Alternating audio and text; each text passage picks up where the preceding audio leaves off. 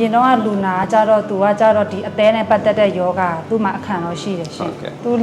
လေမဖြတ်ခင်တော့ဗာလက္ခဏာမှမပြဘူးသူကတော့ဒီတိုင်းပဲစားကောင်းတောက်ကောင်းလည်းနေတယ်ပြီးတော့အမတ်တမဲ့ဖြစ်သွားတာပေါ့နော်အမတ်တမဲ့ဖြစ်သွားတာဆယ်ဂျူလီကဘာလို့ရွေးချယ်တာလဲဆိုတော့ဟိုလူနာဆေးထိုးဆေးကုစရာလည်းမလိုတော့ဘူးအဓိကဒီအားကစားပဲလိုတော့တယ်ဆိုတော့သူတို့ဒီ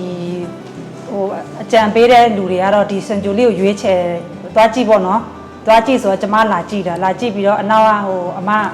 အခုအနောက်ကမန်နေဂျာဆရာအမနဲ့ကျမလာကြည့်တယ်လာကြည့်ပြီးတော့အကုန်လုံးကတွေ့သွားတယ်လေတွေ့သွားတော့အဲကျမကိုယ်တိုင်ပဲရွေးချယ်ပြီးကျမကိုယ်တိုင်ပဲခေါ်လာတာအခုတည်းပဲလူနာလာချင်းကြတော့သူကကြတော့ဟိုဒီလိုမျိုးဖြစ်ပြီးတော့လာတယ်ဆိုတော့လူနာထားလို့မရသေးဘူးစင်ဂျူလီရောက်တဲ့ချိန်မှာလေဒီစင်ဂျူလီကဆရာမတွေပေါ့အထူးသဖြင့်ဆရာမလေးတွေကဟို24နာရီဝန်ဆောင်မှုပေးတယ်สำหรับเคสมิสเตอร์ชายเนาะเคสนี้มีปัญหาเรื่องของการอ่อนแรงแขนและขาทั้งสองข้างด้วยนะครับอ่อนแรงขามากกว่าแขนนะครับแล้วก็ในส่วนของการฟื้นฟูเนี่ยจะค่อนข้างยากนิดนึงเพราะว่าด้วยความที่คนไข้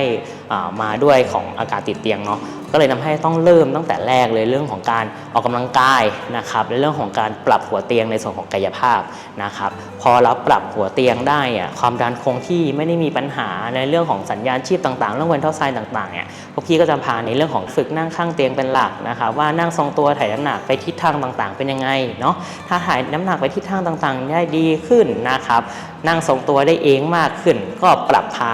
ในเรื่องของการยืนคิ้วก่อนเคสนี้เพราะว่า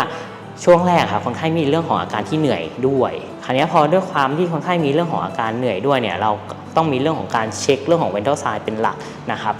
เพราะฉะนั้นการปรับยืนทิวเทเบิลเนี่ยก็คือเหมาะสำหรับคนไข้เคสนี้ด้วยนะครับพอยืนทิวเทเบิลได้ประมาณ75องศาถึง90องศาเนี่ยได้ประมาณสักอาทิตย์ถึง2อาทิตย์เนี่ยปรับในเรื่องของแผนการรักษาด้วยการที่มีกายภาพวันละ2รอบนะครับพอคนไข้เริ่มมี2รอบเนาะการออกกำลังกายหรือการฝึกต่างๆมันก็จะเข้มข้นมากขึ้นนะครับคราวนี้พอเราปรับยืนเริ่มต้นเนี่ยเราพายืนกับวอล์กเกอร์ก่อนคนไข้เขาสามารถยืนได้ดีเนาะพอเราฝึกไปสักระยะเนี่ยคนไข้เริ่มมีเรื่องของบาลานซ์ที่ดีขึ้นการทรงตัวที่ดีขึ้นเนาะก็เลยเริ่มฝึกการก้าวเดินนะครับทั้งฝึกเดินการก้าวเดินกับไม้เท้าด้วยแล้วก็กับ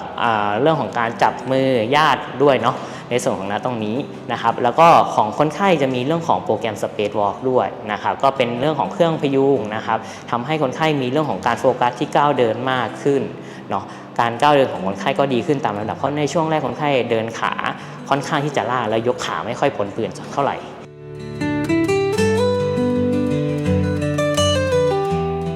ကျမတို့ကိုတွေ့ပေါ့နော်ကိုတွေ့အနေနဲ့ကိုတွေ့ပြီးတော့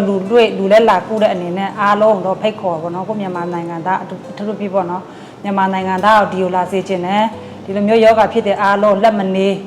ဟိုမတွန်းဆုပ်ပဲပေါ့နော်လာစေချင်တယ်ကုန်ကြမှုလည်းအများကြီးတက်တာတယ်